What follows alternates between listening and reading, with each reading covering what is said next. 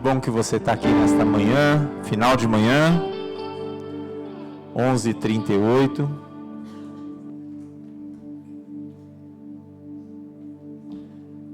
Que bom que vocês estão aqui. É mesmo. Tem uma família do coração do pastor que eu estou vendo agora aqui. Ó, tudo bem, Di? Que bom que vocês estão aqui. Olha, a família lá da ex-igreja do pastor. Mas eles também não estão indo lá na ex-igreja, então eles vão vir na igreja do pastor agora, amém? Bem-vindo, viu, Di? Deus te abençoe. Lenice, Deus te abençoe, viu? Que bom. Olha lá a família. Olha, fiz casamento, vou fazer casamento de novo da família. Essa família aí, ó, bênção. Né, Regina? Irmãos, que bom que você está aqui. Ó, nós vamos falar hoje sobre confiança. Por quê? Às vezes a gente está aí caminhando no dia a dia, a gente vai perdendo um pouco da confiança. Eu ontem estive aqui, vou pedir uma licença aos nossos convidados, né? Ontem nós tivemos aqui uma bênção, que foi uma palestra sobre, na verdade é sobre segurança infantil. Como assim, pastor? Né? É uma equipe de segurança de anão? Não, de criança? Não. É sobre abuso sexual de criança, entre outras coisas, sobre bullying, sobre coisas que os nossos filhos enfrentam. E às vezes, a gente vai falar de confiança hoje, às vezes a gente percebe que, assim, nossas crianças, elas estão bem no dia a dia. Só que será que estão bem mesmo? Ontem eu vi algumas estatísticas aqui que eu fiquei bem preocupado. A Miriam Dias, quem nos presenteou com a palestra, ela falou várias estatísticas. Sabe assim, eu vou dar uma estatística que ela não falou, mas eu que fiz ontem. Tinha pouca gente. Faltou, sabe quem? Fala, eu. Isso, faltou você, né? Porque seria uma bênção, porque isso tem tudo a ver com a sua vida. Porque você vive com crianças. Na sua casa, na sua família, nos seus vizinhos, todo lugar, aqui na igreja. Eu vou falar só alguns dados assim, bem interessantes que ela falou, pouquíssimos, para você entender a necessidade de você se informar disso. E eu vou falar com a liberdade, direito de fala, porque ela falou em público, então eu vou reproduzir algumas coisas que ela falou aqui. Estatisticamente, ela é uma pessoa muito gabaritada, né? Técnica no que ela está falando. Uma doutoranda, ela está qualificando agora em janeiro, então, uma pessoa muito gabaritada. E ela disse o seguinte, que de cada 3 crianças, 3, uma vai sofrer algum tipo de abuso ou assédio sexual. De 3, uma. Altíssimo número. E essa criança, ela está no nosso meio. E é assim, vai sofrer onde, pastor? Vai sofrer na rua, vai sofrer na internet, vai sofrer, né, em casa, vai sofrer na igreja. Ela é uma pessoa muito crente, muito estudiosa sobre o assunto, e ela disse assim, que ela descobriu isso da forma mais assim, terrível possível. Ela deu uma outra estatística, que ela disse assim, olha, as crianças começam a ter acesso à pornografia infantil, hoje, estatisticamente falando, porque ela é uma estudiosa, é uma acadêmica, aos 7 anos e meio de idade. 7 anos e meio. Ah, não, pastor, mas a minha filha, o meu filho não tem acesso. Eu filtro tudo, a rede social deles, eu controlo, eu tenho telefone celular controlado. Mas você não está com eles o tempo todo. Na perua da escola tem gente com celular, sabia? Na escola, tem gente com celular. Ah, pastor, mas sai depois. Mas eles usam. Ah, não pode ir na escola, mas eles usam. E ela descobriu isso da pior maneira possível. O filho dela teve o primeiro contato com pornografia infantil aos 10 anos de idade. Ela disse isso. Sabe onde? Com um coleguinha da igreja. Aquela igreja é terrível, né, irmãos, dela? Graças a Deus, nossa igreja é santa, não é? Amém? Nossos filhos são santos. Não é? Graças a Deus por isso. Então, precisamos nos informar, irmãos. Às vezes a gente vive no mundo de Nárnia e as nossas crianças não estão no mundo de Nárnia, elas estão no mundo real. É o contrário. Não é as crianças que estão em Nárnia, nós estamos no mundo de Nárnia. Eu brinco muito com os alunos, os menores, né, os adolescentes. Eu falo que alguns pais, já falei isso aqui também, eles acham assim, que quando você vai para a escola, você vai voando que nem anjo. Tem uns pais que acham que o filho é anjo, né? Aí chega assim, põe a asa no encosto da cadeira e fica lá sentado e põe a mão aqui, ó.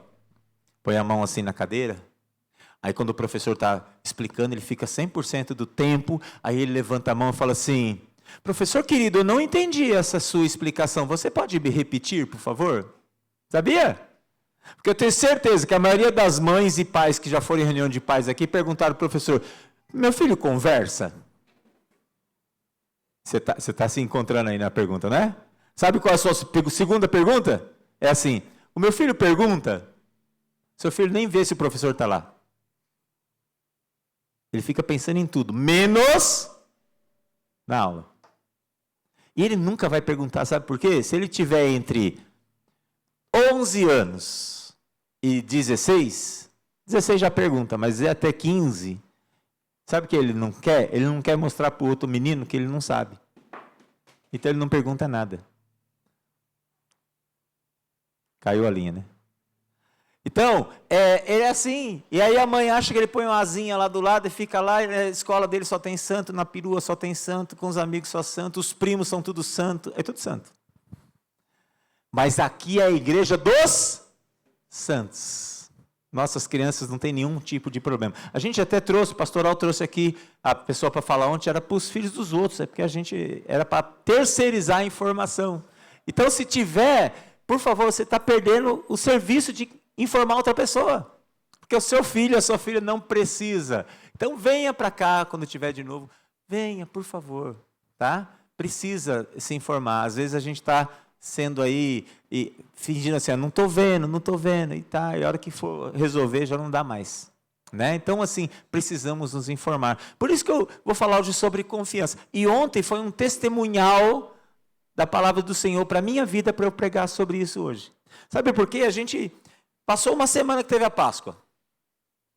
E, às vezes, a Páscoa é morte e ressurreição de Jesus. Quando os discípulos estavam lá, que tiveram a Páscoa de verdade, com o Cristo da Páscoa, Cristo ressuscita, e os caras ficam perdidos, os seguidores de Jesus ficam completamente perdidos. Morreu o nosso mestre, e agora? Eles tinham que confiar, mas confiar em quem se a pessoa não está mais? Ah, mas ele ressuscitou, Tomé, toca aqui inclusive. Mas eles viram Jesus e ficaram perdidos. Imagina eu e você que faz 2000 anos que a gente não tem contato com Jesus. Aliás, eu nunca tive pessoalmente. Você já teve? Você já viu? Porque ele ressuscitou. Nós vivemos que ele ressuscitou e ele vai voltar através de uma promessa. Amém? É uma promessa. Mas vê-lo face a face, face to face, eu nunca vi. E faz 2000 anos, e se perde isso na mente. E às vezes eu e você passamos por dificuldades, por problemas, por lutas, e a gente está pior que aqueles discípulos que viram Jesus. Se aqueles caras eram homens, seres humanos normais, iguais a gente, viram e balançaram, imagina eu que faz 2000 anos que esse homem já veio. Quando chega uma luta na minha casa, um problema na minha vida, é um sufoco. Porque eu que sou pastor, falei isso no primeiro culto. Família pastoral, o pastor Lu estava com a esposa internada essa semana. Eu com os meus problemas. Quando não sou eu, não é o pastor Lu, é o pastor Maca. O pastor deles. Era o pastor Lucas. Que luta. Ah, mas nós somos pastores, vivemos de oração. Não, irmãos. Nós somos pessoas, sim, que temos muitas dificuldades. O pastor Lu falou aqui na oração. Temos que lutar contra o dia a dia sempre, o tempo todo. Tem hora que eu já brinquei aqui outras vezes também, que eu venho para a igreja porque eu penso assim, é domingo. E hoje eu sou o pastor da igreja, eu tenho que ir. Porque eu tenho certeza que tem hora que eu tenho tanto problema que nem eu quero vir à igreja. E sabe qual é a realidade? Que antigamente, eu li um artigo ontem, na revista Ultimato, falando sobre os problemas das igrejas atuais. Entre outros, é que a igreja deixou de ser, eu não estou falando de uma igreja específica, mas a igreja de Cristo deixou de ser um lugar de compartilhar.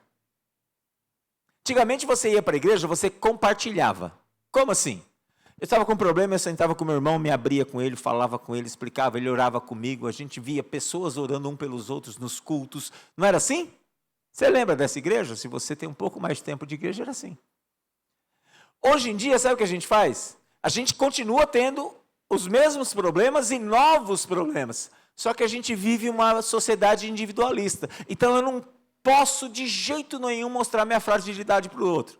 Eu venho para cá, entro, recebo o culto, literalmente, é do verbo receber mesmo, recebo o culto que está pronto para mim, alguém ensaia, alguém canta, alguém prega, eu recebo e vou embora. Eu não preciso mais compartilhar com ninguém. O culto tem um formato que ele é estrategicamente preparado para que você venha, celebre e vá embora. Nós não temos mais essa coisa do compartilhar. Aliás, eu nem quero me expor para o outro, porque o que o outro vai pensar de mim? Porque eu venho na igreja todo dia, eu estou aqui todo o tempo, eu falo todo o tempo, mas e o que o outro vai pensar de mim? Imagina se eu vou falar para o meu irmão que eu estou com problemas. A pessoa vai olhar para mim e falar, o pastor tem problema? Então, nós vivemos uma sociedade que é uma sociedade que acredita na ressurreição de Jesus, mas na hora que o calo aperta, a gente dá uma balançada. É assim.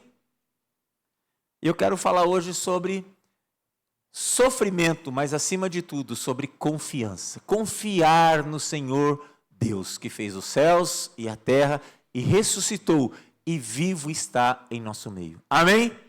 Abra a tua Bíblia se você trouxe, ou liga a tua Bíblia aí no aplicativo, na carta de 1 Pedro, no capítulo 1, nós vamos ler do verso 3 até o 11, e eu quero rapidamente falar com os irmãos. Amém? 1 Pedro.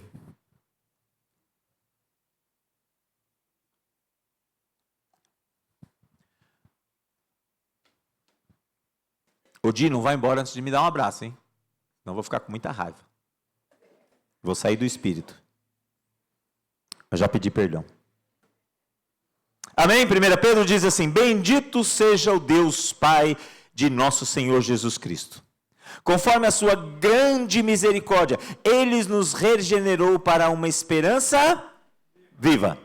Por meio da ressurreição de Jesus Cristo dentre os mortos, para uma herança que jamais poderá perecer, macular-se ou perder o seu valor, herança guardada nos céus para vocês, que mediante a fé são protegidos pelo poder de Deus até chegar à salvação prestes a ser revelada no último tempo.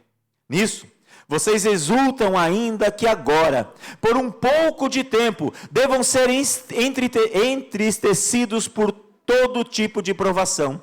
Assim acontece para que fique comprovado que a fé que vocês têm, muito mais valiosa do que o ouro que perece, mesmo refinado pelo fogo, é genuína e resultará em louvor, glória e honra quando Jesus Cristo for revelado. Mesmo não tendo visto, vocês o amam. E apesar de não o verem agora, creem nele e exultam com alegria indizível e gloriosa, pois vocês estão alcançando o alvo da sua fé, a salvação das suas almas. Foi a respeito dessa salvação que os profetas que falaram da graça destinada a vocês investigaram e examinaram, procurando saber o tempo e as circunstâncias para as quais apontava o Espírito de Cristo que neles estava, ao predizer os sofrimentos de Cristo e as glórias que seguiram àqueles sofrimentos. Amém? Vamos orar. Senhor, obrigado pela leitura da Tua palavra. Que apesar de mim, ela faça efeito nas mentes racionais, intelectuais e também nos corações, que sejam quebrantados nessa manhã, em nome de Jesus o Cristo, e o Teu povo diz, amém. Essa carta do apóstolo Pedro, ele escreve para uma galera que estava no Império Romano, mais ou menos 60 e poucos anos, 65 anos depois de Jesus, e essa galera estava sendo perseguida por sua fé. eles estavam exercendo a fé e sendo perseguidos. E muitos desses, principalmente os que estavam ali na Ásia Menor, onde a gente conhece hoje por Turquia, essas pessoas ficaram balançados, ficaram ali desanimados, porque Jesus morreu. Eles achavam que Jesus ressuscitou e ia voltar logo, logo. Mas não foi isso que aconteceu, e estava demorando, e essas pessoas estavam passando perseguições, e muitos deles estavam abrindo mão, inclusive, do cristianismo que o próprio Cristo tinha pregado. Eles estavam deixando de servir a Cristo, porque o próprio Cristo já não estava mais lá. Então, Pedro escreve uma carta e fala, peraí, olha, fica firme aí, não desanima não. Toca o barco, vocês estão passando essas lutas, sendo perseguidos, o Império Romano está em cima de vocês, Nero, o imperador, está indo para cima de vocês aí, e Nero não era nada tranquilo, ele era super sanguinário, mas fica tranquilo. Eu penso hoje que Pedro estaria com a gente hoje, falando essas coisas. Fica tranquilo aí. Vocês estão aí devendo no banco, mas fique em paz. Vai dar tudo certo. Você está com essa doença incurável aos olhos humanos, mas fica tranquilo. Sua família está se dissolvendo aí, o seu filho está com esse problema, olha isso ou aquilo, mas fique em paz, viu? Não desanima não. Continue indo na igreja, continua servindo ao Senhor, continua tendo a mesma fé. Será que Pedro falaria isso para a gente hoje? Continua compartilhando com seu irmão as dúvidas que você tem. Continua compartilhando com ele as suas lutas, que ele vai orar por você sem te julgar. Ele não vai ficar te julgando por aquilo que você é. Ele vai simplesmente te abençoar. Ele não vai nem ter inveja de você.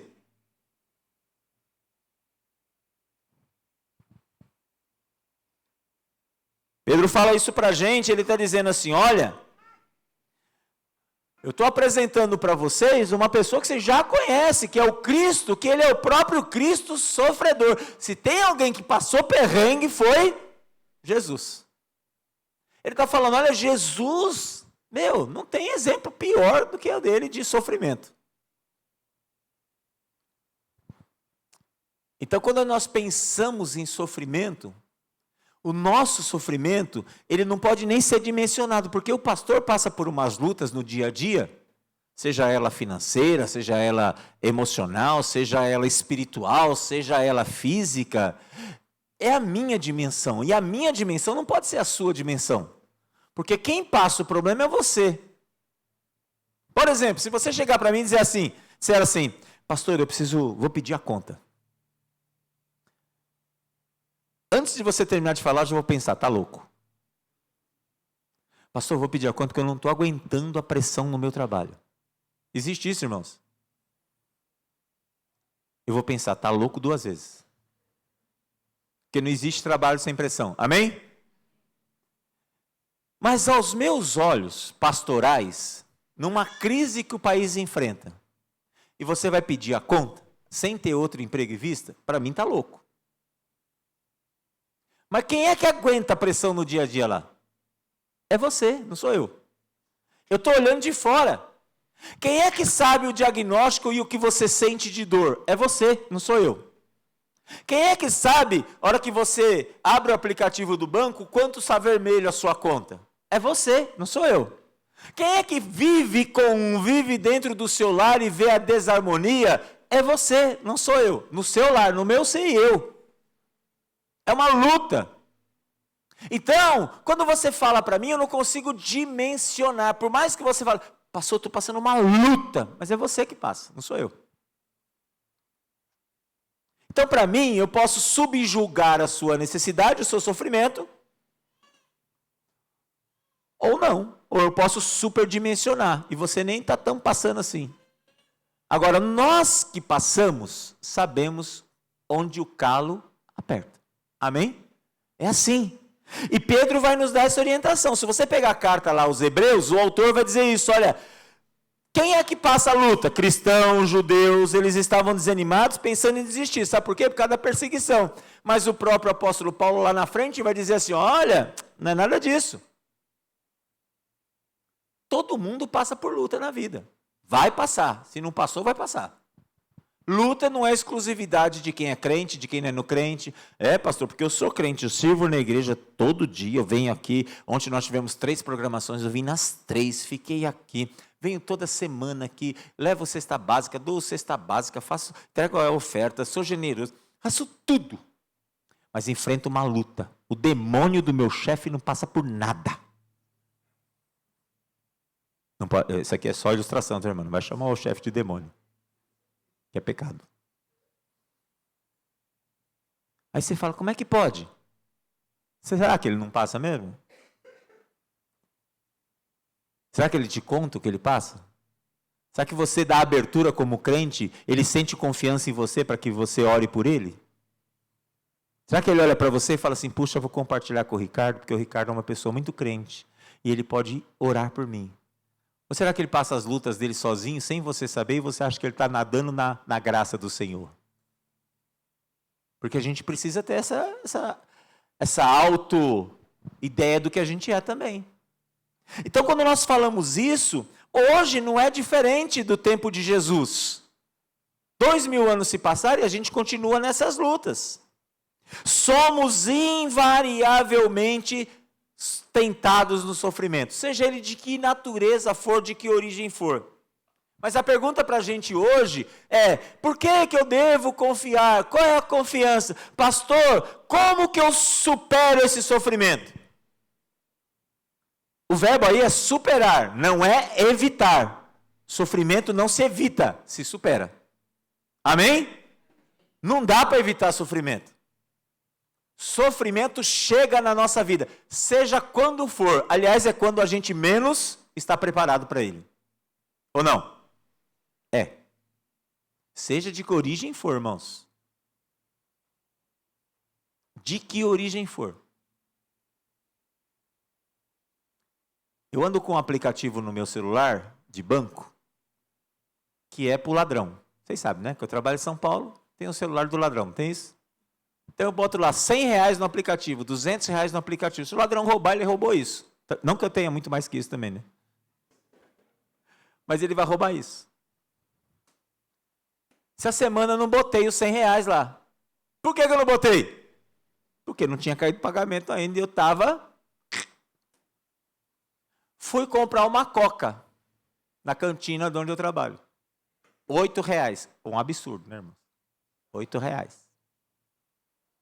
Fui lá no intervalo, na minha coquinha zero, fui pagar. Não autorizado. Monte de aluno na fila. Não está autorizando. Falei, acho que eu não pus dinheiro no banco. Aí eu fiquei pensando, o que ele vai pensar de mim? Professor, não tem R$8 na conta? Mas eu não tinha. Eu não sei se ele pensou certo, porque eu não tinha mesmo. Falei, caramba. Aí ele falou, não, professor, leva, depois você paga. No outro dia eu paguei. Ainda bem. Usei o especial. A gente tem que evitar o sofrimento? Não, não vai evitar.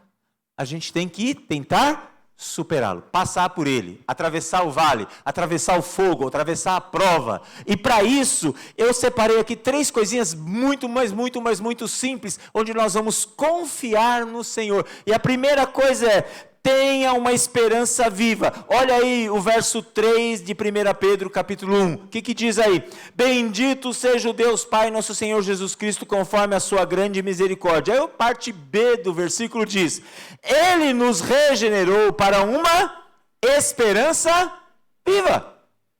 Ele ressuscitou há 2000 anos, mas Ele ressuscitou, Ele não morreu de novo, Ele está vivo. Ele sabe do que você está passando. Ele está vivo. A gente canta louvores, glórias e honra ao Senhor que está vivo. Eu acordo todo dia crendo que Ele está vivo. Tem dia que eu desanimo. Tem dia que eu estou cansado. Tem dia que eu estou sofrendo demais. Tem dia que eu estou no perrengue. Mas Ele continua vivo. Ele não morreu de novo. Ressuscitou e acabou. Ele não é kardecista, que ele encarna, desencarna, não é nada disso. Ele ressuscitou e está ressurreto junto ao Pai. Quando recebemos em Jesus e aceitei em Jesus, falei, opa Senhor, eu estou aqui, ó, olha para mim. Uma vez que eu aceitei Jesus, eu aceitei o Cristo vivo. Já está vivo. Temos esperança numa âncora viva, que está comigo e firmado os meus pés na rocha.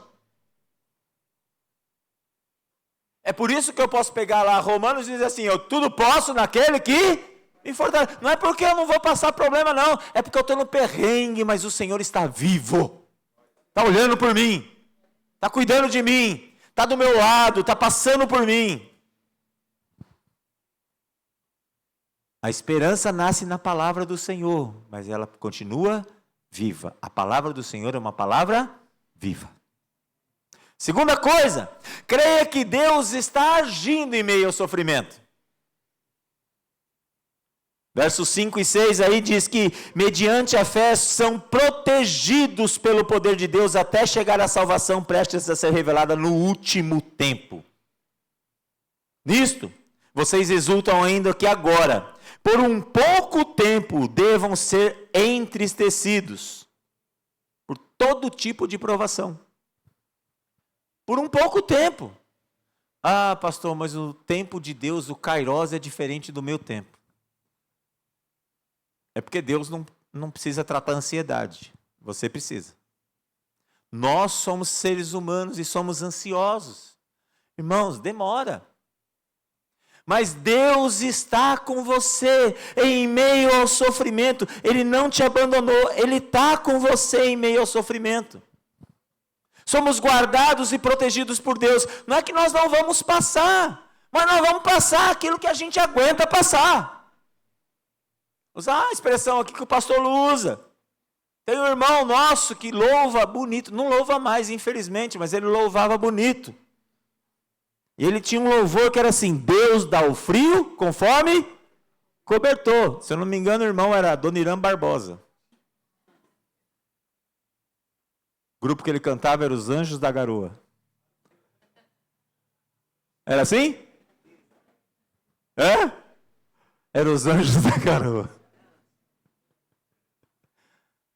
Irmãos, nós vamos passar na luta. Está escrito aqui, olha só, nós vamos passar. Mas a luta é aquilo que a gente suporta. Parece que não vamos suportar, mas a gente suporta. A gente suporta, sabe por quê? Porque o Senhor, o Cristo que está conosco, Ele está vivo. Ele está do nosso lado, Ele conversa com a gente, Ele nos orienta, Ele nos dá esperança de o amanhã ser melhor do que hoje. Ele nos olha e está com a gente e fala, peraí, eu estou junto. Tem um vídeo muito legal, que é um vídeo de Páscoa, acho que se não me engano é da igreja da cidade de São José, que podemos até passar um dia aí, o Senhor está conosco. Ele está com a gente. Como que Ele está com a gente? Ele anda com a gente. Quando eu estou sofrendo no hospital, Ele está com a gente. Quando eu estou sofrendo lá em algum lugar, Ele está com a gente. Ele está do seu lado. Tem uma cena no vídeo que a menina vai se jogar da ponte, Ele está do lado ali, ó, conversando com ela, sussurrando no ouvido dela. E ela desiste. Parece que a gente fica ali. Ontem a pedagoga que estava aqui falando na palestra, ela trouxe 2 orelhas desse tamanho. Ela falou, porque tem muitas vozes. Então a orelha simbolizava que muitas vozes vêm à nossa mente, a mente dos nossos filhos, amém? Eu estava ali em cima com a Fátima, falei, nossa, a orelha parece a orelha de jumento, né? Porque muitas vozes falando ali nas crianças. Os ouvidos dos nossos filhos ficam gigantes. Porque todo mundo vai passar nessa luta. Todo mundo. Lembra a história de Sadraque, Mesaque e Abednego? Foram para onde? Para a fornalha. Deus estava de fora da fornalha? Estava lá, dentro com eles. É lá, na prova. Não estava de fora. Se você pegar a história da Bíblia, do Gênesis ao Apocalipse, sempre que tinha um crente, ou em Deus, ou depois no Antigo, no Novo Testamento, em Jesus, tinha sofrimento. Não é, Senhor, me livra do sofrimento. Não, a minha oração está errada. Senhor, faz eu passar por esse sofrimento, porque o sofrimento vai chegar, mas faz eu passar por ele. Que eu passe aqui, você é meio chamuscado da fornalha, mas eu vou sair da fornalha. Inteiro. Inteiro.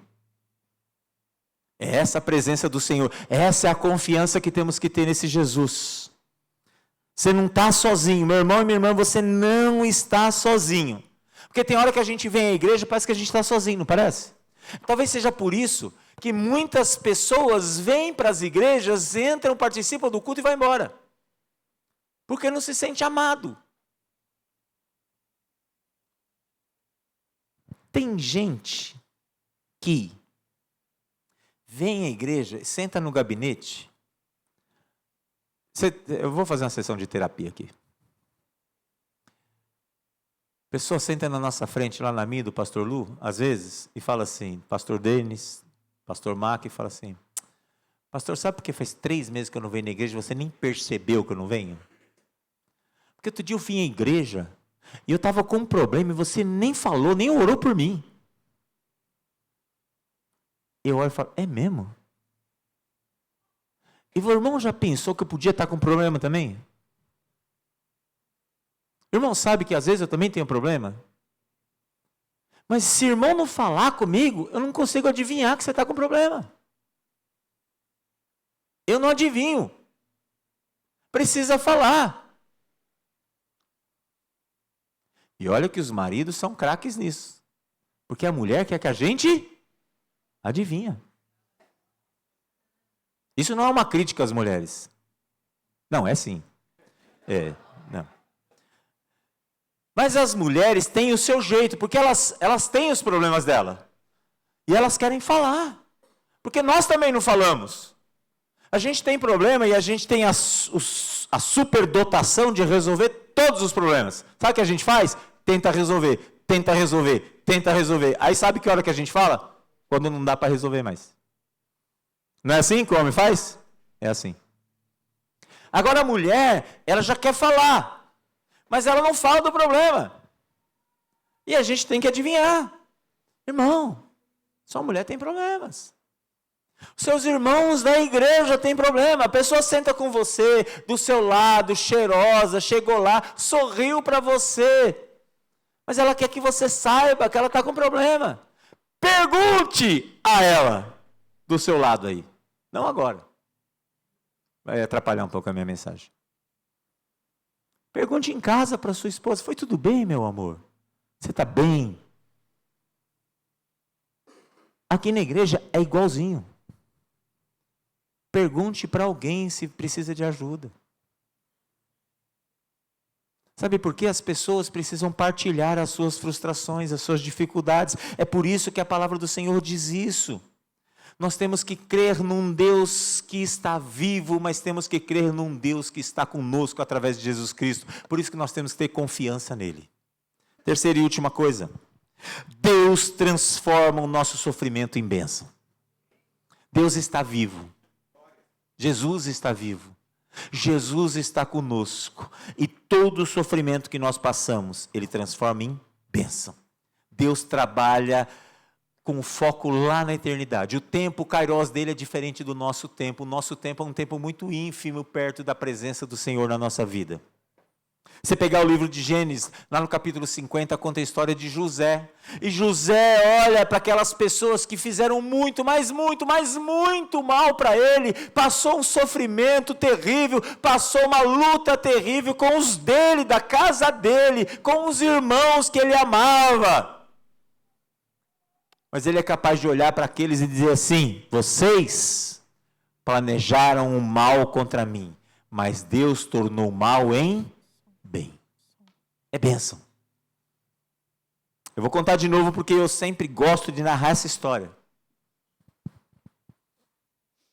Quando eu me casei com a Anne, logo que nós conseguimos comprar, logo depois que a gente casou, a gente conseguiu comprar nosso apartamento, que era quase um cativeiro de sequestro, do tamanho que era.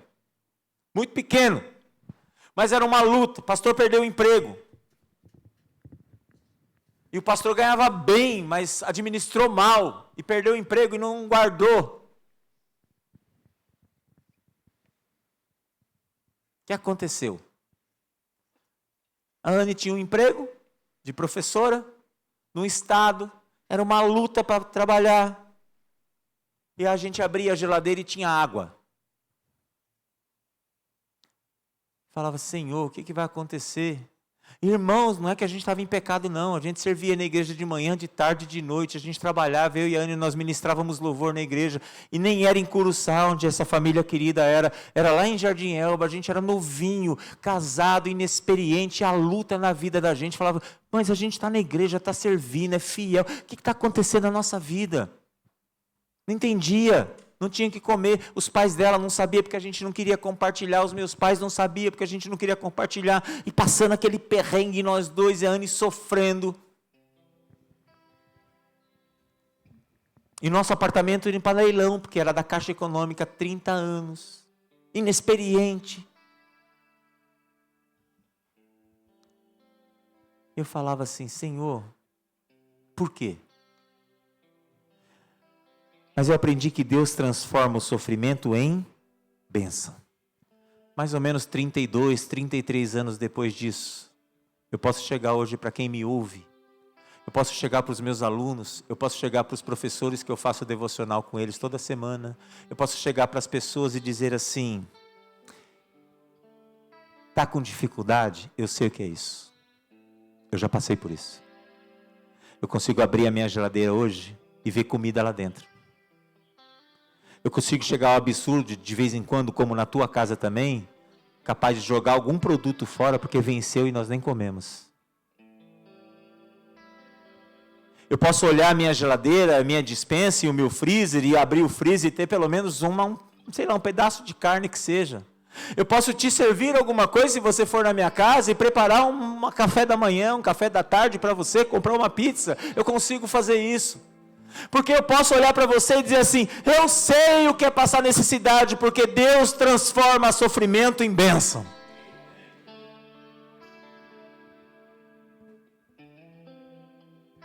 Eu sei o que é olhar para um médico e o médico dar um diagnóstico, e você ficar apreensivo com o diagnóstico. Eu sei o que é isso. E você falar assim, o que será que está acontecendo? Eu sei o que é passar dificuldade. Eu sei que Deus transforma sofrimento em bênção é testemunho. Você pode testemunhar e alimentar a esperança e a vida na vida de alguém, através do seu testemunho. É por isso que quando eu compro coisas, eu não faço isso todo dia, mas quando eu compro coisas, eu consigo carregar uma sacola do mercado e digo assim, Senhor, muito obrigado porque eu consigo comprar. Eu sei o que é não poder comprar. Eu sei o que é alguém chegar na minha casa e bater com uma cesta básica aqui no ombro e falar, Deus mandou trazer para você. Eu sei o que é isso. Eu sofri muito. Essa mulher que está comigo sofreu muito. Mas a gente hoje consegue abençoar outras pessoas, porque nós temos a ideia do Cristo que nós servimos que está vivo. Nós temos a ideia do Deus que caminha conosco, e nós temos a ideia do Deus que transforma sofrimento em bênção. Quando eu vejo a minha filha aqui ministrando louvor, e esse testemunho a família do Di pode comprovar com a gente. Eu vi as pessoas apresentando crianças da minha ex-igreja, eu chorava por dentro. Eu pensava assim, eu nunca tive esse privilégio, talvez um dia nunca tenha. Eu pensava e nós lutávamos e fazíamos exames, íamos atrás de médico e investíamos, gastávamos as nossas economias, e Deus tinha o tempo dele para o dia certo. Quando a Bárbara nasceu, Dr. Rinaldo César Bianchi fez o parto da Bárbara, levantou a Bárbara e disse assim, bem-vinda, Bárbara, você vai abençoar essa nação. E quando eu vejo minha filha abençoando, eu vejo a promessa de Deus se cumprindo. Não perca a esperança no Cristo vivo. Não perca a esperança num Deus que caminha com você. Não perca a esperança no Deus que vai transformar o seu sofrimento que você está atravessando em bênção. Não importa aquilo que você está passando, mas Deus transforma a tua esperança em bênção. Teu sofrimento vai ser bênção. Talvez você chegou aqui hoje, nem tinha vontade de vir aqui neste lugar. Talvez você veio aqui porque hoje é domingo. Talvez você veio aqui porque você não tinha mais nada para fazer. Talvez você veio aqui porque você estava desanimado, falou, vou ver se Deus dá uma última respiro para mim lá. Está respirando por aparelhos na fé. Quero te dizer que Ele vai transformar sua luta em bênção para a sua vida. Você vai abençoar outras pessoas. Romanos 8 diz, sabemos que todas as coisas cooperam para o bem daqueles que amam ao Senhor. Todas as coisas, inclusive o nosso sofrimento. Sofrimento, meu irmão, eu quero encerrar dizendo isso para você. E se você sair daqui sabendo esta frase, lembrando desta frase, nesta semana que se inicia hoje, o pastor vai ficar muito feliz. Você vai passar pelo vale, você vai passar pela luta, você está passando pelo sofrimento.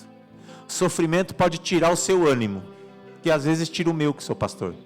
Sofrimento pode roubar um pouco da sua fé, porque às vezes eu também fico a fé um pouco enfraquecida. Eu tenho que tomar um Red Bull da fé, que é ler a palavra do Senhor. O sofrimento pode tirar a sua alegria de servir. Às vezes você vem, todo mundo canta e você não vê alegria no louvar ao Senhor. Mas eu quero dizer para você uma coisa, o sofrimento não pode tirar a sua adoração. Em meio à dor, em meio ao sofrimento, continue na sua adoração. Em meio sem entender o que está acontecendo com você, com a sua família, adore ao Senhor. Em meio às lágrimas, muitas vezes, adore ao Senhor. Continue adorando ao Senhor. Continue nessa adoração, porque Cristo já ressuscitou. Ele está vivo, Ele não está morto, como nós cantamos aqui no Apocalipse de João 4. Ele vivo está, Ele é o Senhor dos senhores. Existe ainda um trono, existe ainda um Cordeiro que é digno de romper o livro, de abrir o selo, e nós vamos louvá-lo, e louvá-lo, e louvá-lo. Ele foi morto, mas a dor que eu estou sofrendo hoje, o sofrimento que eu estou passando, não é maior que a dor que ele tem, que ele passou, que ele sofreu. Quando nós cantamos com a criação, eu canto, eu não estou adorando sozinho. Existe uma constelação de anjos celestiais que estão junto comigo, lutando a peleja do dia a dia da vida. Deus está mandando anjos para você diariamente, para cuidar de você e da sua família. E eu não posso só cantar da boca para fora e dizer, tu és tudo para mim, eu vou te adorar. Eu tenho que cantar com a minha alma, com o meu entendimento, com toda a minha força, porque eu creio que Deus é Deus. Apesar das lutas, Deus continua sendo Deus. A dor vai calar a minha voz, mas não vai cessar a minha adoração. A minha adoração continua sendo adoração. Não importa o que eu esteja passando, eu vou continuar adorando ao Senhor. Há um segredo espiritual em tudo isso, meu irmão. Quem adora ao Senhor constantemente, independente da circunstância, não afunda nas profundezas do desânimo. Quem adora ao Senhor amadurece em meio ao sofrimento e fica um crente maduro, capaz de passar as tribulações e não ter mimimi da fé. Sabe o que é mimimi da fé? Qualquer coisinha reclama, Não, eu adoro, porque eu estou no sofrimento, mas o Cristo que eu sirvo é um Deus vivo e está comigo.